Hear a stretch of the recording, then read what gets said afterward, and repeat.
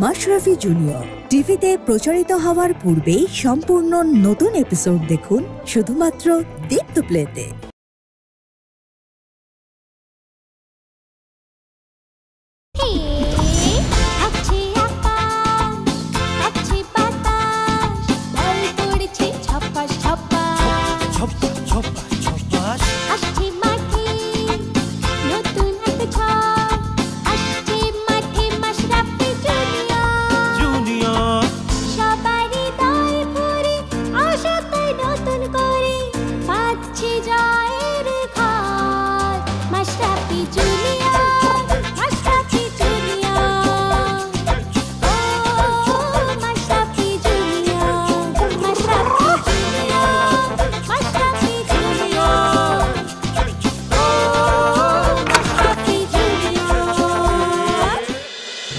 আসবেই, আমি ওকে চিনে নিয়েছি। আসলে কি করবেন স্যার? কি করব, আমি রেডি আছি। এখানে তো আসবে জান নিয়ে, লেকিন ফেরত যাবে লাশ হয়ে। আপনি পুলিশকে জরুরি নম্বরে ফোন দিয়েছেন কেন? মনে হয় মিষ্টি খাওয়ানোর লাগিয়া। চুপ থাকেন, পুলিশকে আপনার বিয়েই লাগে নাকি? কি হলো বলেন, কেন কল দিয়েছিলেন? না তো। একদম চালাকি করবেন না, আমরা জানি কল আপনিই দিয়েছেন।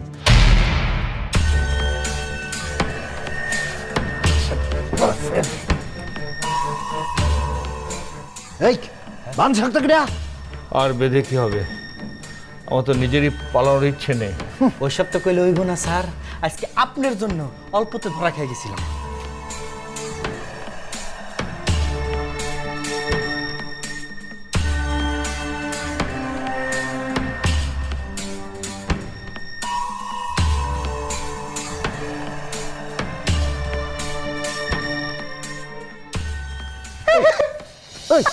কিডন্যাপ করার পরে এমনি ঢিলা দিয়া বান্ধে না, উনি অনেক মুরব্বী সম্মানী মানুষ তো, আমার তো দয়ার শরীর, তাই দয়ার জন্য আমি টাইট করে ভাবতে পারি। আচ্ছা, আর তোমার লেগা যে আমাকে হালুয়া টাইট হয়ে যাইতেছিল, হা করে দেখোস কি বাল ঝক্ত করে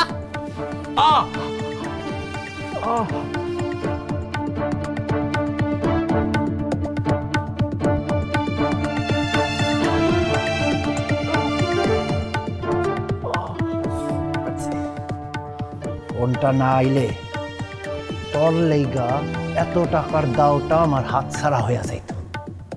আপনাদের পেছনে তাহলে নওরিন আছে, আমাকে কিডন্যাপ করার প্ল্যানটা তাহলে ওর মাথা থেকে বেরিয়েছে, তাই না? শোনেন স্যার, দাদা ভাই কাউরে পিছনে রাখে না, হয় সামনে না হয় আগে রাখে। তাহলে আপনারা কি শুধু নওরিনকে সামনে রেখে এগিয়েছেন? স্যার তো দেখি একই প্রশ্ন অন্যরকম ভাবে করলো, অনেক জ্ঞানী মানুষ তো। তোর মতন হাদারামের কাছে দুনিয়া সবাইরই বুদ্ধিমান মনে হয়। আমার প্রশ্নের জবাব দেন, নওরিন আপনাদের খুঁজে পেল কি করে? ওর মতো মানুষ তো আপনাদের খুঁজে পাওয়ার কথা না। আমাদের মতন লোক মানে? আপনি কি এই দাদা ভাইরে ছ্যাঁচড়া চোর ছিনতাইকারী ভাবছেন? স্যার জানেন দাদা ভাইয়ের কত পাওয়ার? খালি পুলিশ আর একটা কামের মায়ের ভয় পায়। বুঝতে পেরেছি, আপনাদের অনেক ক্ষমতা, কিন্তু আমাকে শুধু এইটুকু বলেন, নওরিন আর আপনাদের মাঝখানে অন্য কেউ যোগাযোগ করিয়ে দিয়েছে, তাই না? বলেন কি, বলেন কে সে? খিচমাইরা চুপচাপ পুইরা থাকে, এত প্রশ্ন জিজ্ঞাসা করেন কেন? আমাকে তো বেঁধেই রেখেছেন, তাহলে বলতে সমস্যা কি? কেন লুকাচ্ছেন? আরে আমি যদি আপনারে সব কথা কই, তা যাই নাও আপনি কি করবেন? হ্যাঁ, এত জানানোর শখ কেন আপনার?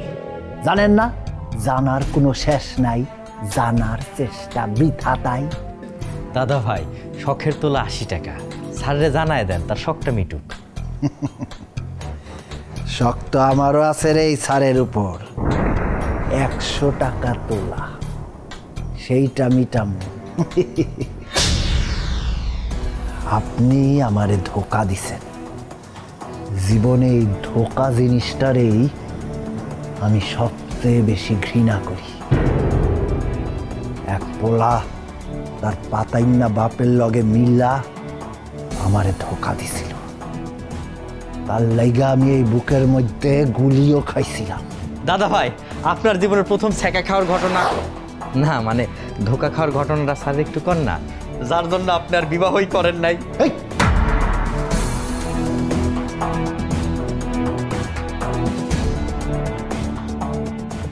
স্যার, জোয়ান কালে গ্রামের এক মাইয়ার প্রেমে পড়ছিলাম, নাম মুন্নি। মুন্নি কি খিলখিল করে হাসতো, আমি সেই হাসির লোভে পড়ে গেলাম। মুন্নি যা চাইতো আমি তারে তাই আইনা দিতাম। তারপর দেখছেন স্যারও মজা পাইছে। কোন কোন কোন দাদা ভাই। মুন্নি কিন্তু আমারে ভালোবাসে নাই স্যার, সে আমারে ধোকা দিয়া রাইতের আন্ধারে আরেকজনের লগে পালাইনার মতলব করছিল, কিন্তু পারে নাই। পরের দিন গ্রামের পুকুরে মুন্নির লাশ ভাইসা উঠছিল। এখন পর্যন্ত কেউ জানে না মুন্নির অপরাধটা কি আর কে ওরে মারছে। দাদা ভাই, এজন্যই মুন্নিদের একটু সাবধান থাকতে হয় বেশি। ওই যে একটা গান আছে না, মুন্নি বদনাম হুই ডার্লিং তেরে লিয়ে তেরে লিয়ে তেরে। এই হাজলামি করস আমার লগে, যা বাইরে আনতে বাইরা। না খালি ধমকান কেন, ভুল কি কইলাম? গানটা তো আর এমনি এমনি আসে নাই, তাই না স্যার? কি রে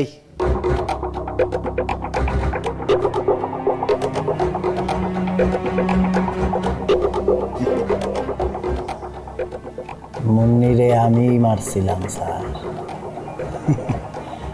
মুন্নির লাশ পাওয়ানোর 1 মাসের মধ্যে ওই পুকুরে আরো 2 জনের লাশ পাওয়া গেছে। একজন নিশ্চয় মুন্নি আর ওর প্রেমিক, অন্যজনকে?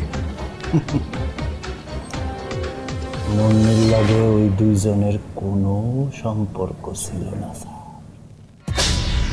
তাহলে মারলেন কেন?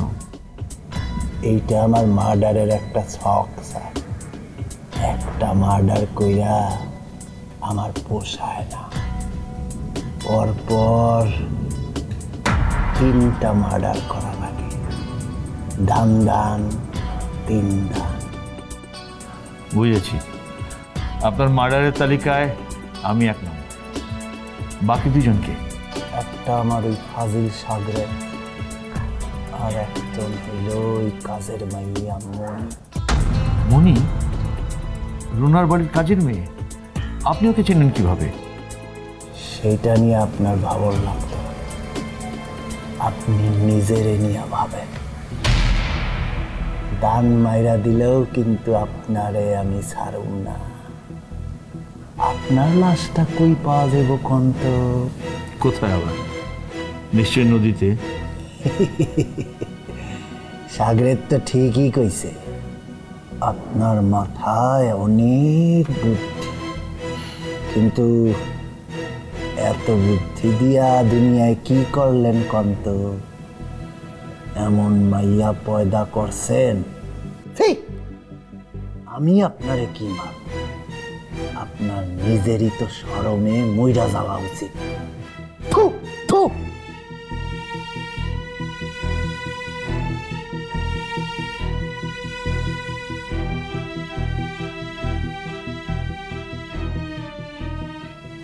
আপনি ঠিকই বলেছেন, এমন মেয়ে যারা আছে তার বেঁচে থেকে কোনো লাভ নেই, তার লজ্জার শেষ নেই।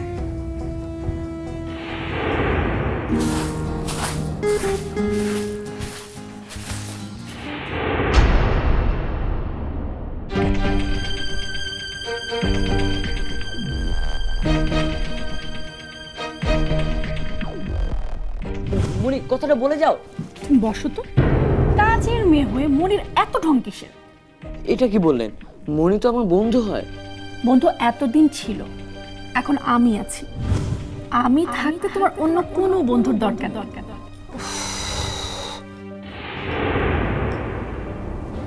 কিরে মনি, ও খালাম্মা, আপনি চলে আসছেন? আচ্ছা, চেয়ারম্যান স্যারের কই এখন? তার আগে বল, তুই এত মনমরা হয়ে কি ভাবছিলি? ও কিছু না, আসলে ভাইয়ের কথা মনে পড়তেছিল হঠাৎ। ভাইবা দেখলাম ভাই আমার ভাই হইল, পৃথিবীর সব থেকে ভালো বন্ধু আছিল। কেন রে, আয়ান তোর ভালো বন্ধু না? হ, বন্ধুই তো। আচ্ছা, এখন আপনি কোন তো যে ওই বাড়িতে গিয়ে কি বুঝলেন?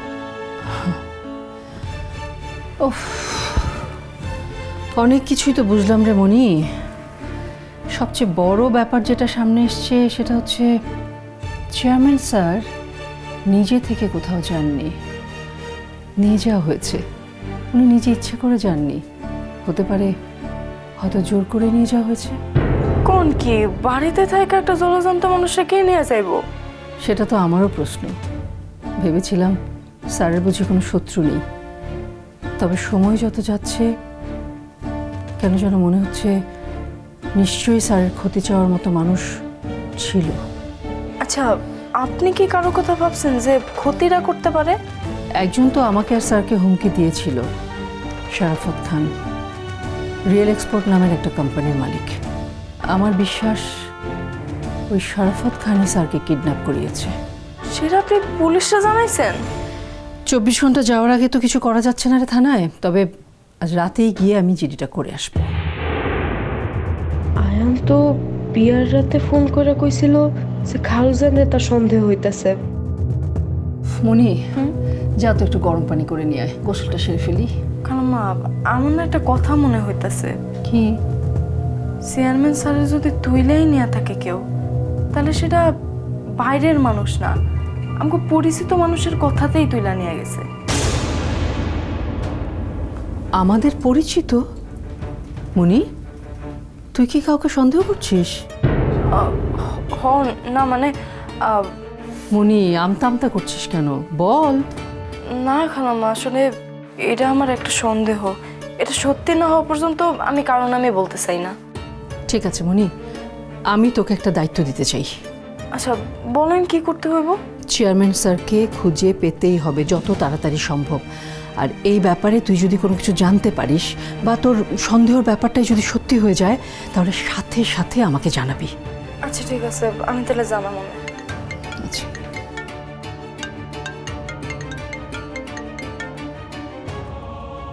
হ্যাঁ ফাহাদ সাহেব বলেন, এখন কি অবস্থা? আচ্ছা ঠিক আছে, আমি ঘন্টাখানেকের মধ্যেই আসছি, আপনি ওখানেই থাকেন। আর শোনেন, যদি কোনো টাকা পয়সা লাগে তাহলে অফিস থেকে আমার নাম করে নিয়ে নেবেন, কেমন? খালাম্মা, আবার কই যাইবেন কইলেন? হাসপাতালের মনি, সুমিকে দেখতে। আপনি মাত্র না চেয়ারম্যান স্যারের বাড়ি থেকে আসলেন, আবার হাসপাতালে যাইবেন? ওইখানে তো অফিসের লোক আছে, আপনি একটু জিরায় নেন না খালাম্মা। না রে মনি, মনি আমার অফিসের স্টাফ, আমার পরিবারের মতো। সে এখন জীবন মৃত্যুর সন্ধিক্ষণে আছে। ওকে এভাবে হসপিটালে রেখে আমি আরাম আয়েশ করে সময় পার করতে পারি না। আচ্ছা ঠিক আছে, তাহলে আপনি গোসল দিয়া খাওয়া দাওয়া করে তারপর যান। না রে মনি, খাওয়া দাওয়া আমি করতে পারবো না। আচ্ছা ঠিক আছে, আমি একটু হাত মুখটা ধুয়ে ফ্রেশ হয়ে তারপরে যাচ্ছি। তা কি করে হয় আন্টি? সারাদিন তো অনেক দৌড়দৌড়ি করলেন, পেটে নিশ্চয়ই কিছু পড়েনি। আমি টেবিলে খাবার দিচ্ছি, আপনি খেয়ে তারপর যাবেন। না, খাওয়া আমি খেতে পারবো না। চোখের সামনে আমি যে মারাত্মক দুর্ঘটনা দেখেছি, খাওয়া আমার গলা দিয়ে নামবে না।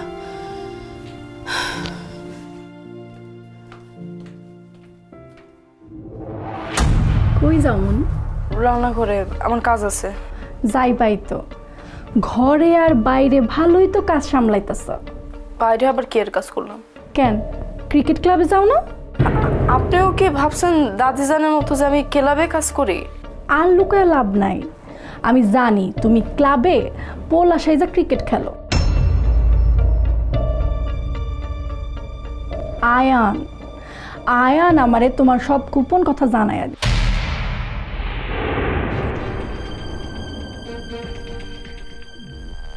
শেষ পর্যন্ত আয়ান এই কাজটা করলো? দেখো মনি, বড় লোকের পোলারা এমনি খারাপ হয়। তোমার আর আয়নের সাথে মেলামেশা করম ঠিক হইব না। সত্যি কইতে তোমার আর এই বাড়িতেই থাকুন উচিত না। এবারের দরকারে আমি আইছিলাম একদিন, যখন দরকার ফুরাই যাইব তখন আর কাউরে কোন লাগবো না, নীরবেই চলে যাবো।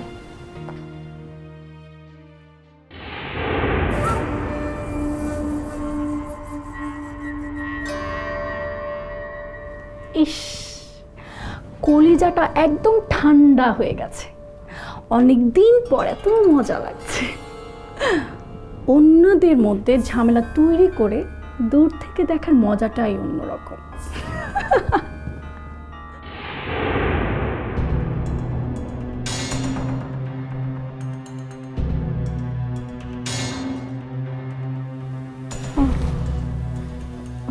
আচ্ছা, আমি একটু উঠে বসতে চাই। আচ্ছা ঠিক আছে, আমি তুলে দিচ্ছি। আস্তে।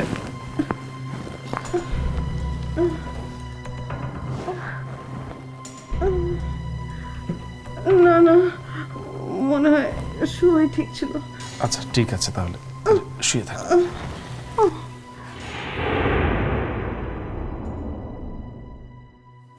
কি অবস্থা সুমি, এখন কেমন আছো?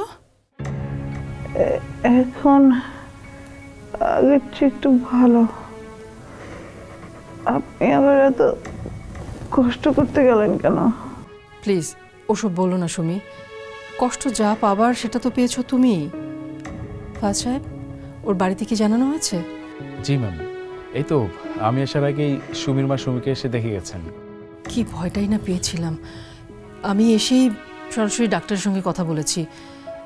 সুমি, তোমার ভাগ্য ভালো যে শরীরের 5 ভাগেরও কম অংশ পুড়েছে। জি ম্যাম, ওনার বড় কোনো ক্ষতি হয়নি। সুমি, আপনি কয়েকদিন ঠিকমতো বিশ্রাম নিন আর নিয়ম করে ওষুধ খেলেই আপনি ঠিক সেরে উঠবেন। সত্যি আপনারা পাশে আছেন বলে সাহস পাচ্ছি। আর যদি আমার কিছু হয়ে যেত তাহলে আমার পরিবারটা। আহা সুমি, আমি কিন্তু তোমাদের সবাইকে আমার পরিবারেরই অংশ মনে করি। জানি ম্যাম, তবু নিজেকে মানাতে পারছি না। আমি মনির কথা যদি তখন শুনতাম এই অবস্থা হতো না। মনির কথা মানে? এসিটা যে ঝামেলা করেছিল সেটা মনি টের পেয়েছিল, কিন্তু আমি পাত্তা দিইনি। থাক, বাদ দাও। দুর্ঘটনায় তো আর কারো হাত থাকে না। ঠিক তাই, দুর্ঘটনার উপরে তো কারো কোনো হাত থাকে না। চিন্তা করো না সুমি, আমি অফিসে বলে দিয়েছি তোমার চিকিৎসার জন্য যত টাকা লাগবে সব দেবে। আর পুরোপুরি সুস্থ হওয়া পর্যন্ত তুমি ছুটিতে থাকবে। আর এর বাইরেও যদি কোনো কিছু দরকার হয় সুমি, তুমি অবশ্যই আমাকে বলবে, কেমন? ঠিক আছে ম্যাম। তাহলে তুমি বিশ্রাম নাও সুমি। ফাজ সাহেব, জি ম্যাম। একটু দিকে আসুন। আচ্ছা, ওই শারাফাত সাহেবের কোনো খবর কি জানেন?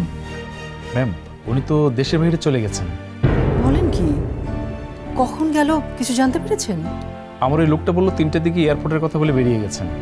তার মানে হচ্ছে আমাদের অফিসের দুর্ঘটনার ঠিক পরপর যখন জানতে পেরেছে যে দুর্ঘটনায় আমি মারা যাইনি, আমি বেঁচে আছি, তখনই সে রওনা হয়েছে।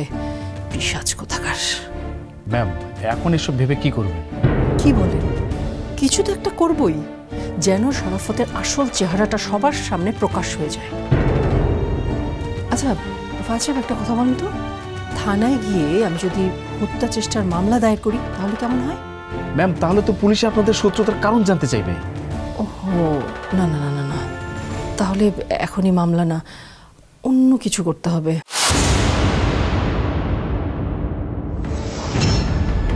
আরে তোমরা আমার সাথে এমন কেন করছো? আমরা না বন্ধু। আপনি বন্ধু মানে জানেন? আয়ান যে কথাটা কইতে আপনার নিষেধ করছিল সেই কথাটা আপনি আসে আমারে কয়ে দিছেন। না মানে আসলে শোনেন, যে কথা কথায় মিথ্যে বলে সে কখনো কারো বন্ধু হতে পারে না। আমি যে রিয়েল এক্সপোর্ট কোম্পানির বিরুদ্ধে অভিযোগ করব সেটা আপনি কি করে জানলেন? এটা তো সাংবাদিকের কাজই ম্যাডাম। আমি আমার একটা বিশ্বস্ত সূত্র থেকে জেনেছি। বুঝতে পেরেছি, নিশ্চয়ই আমাদের অফিস থেকে কথাটা কেউ ফাঁস করেছে।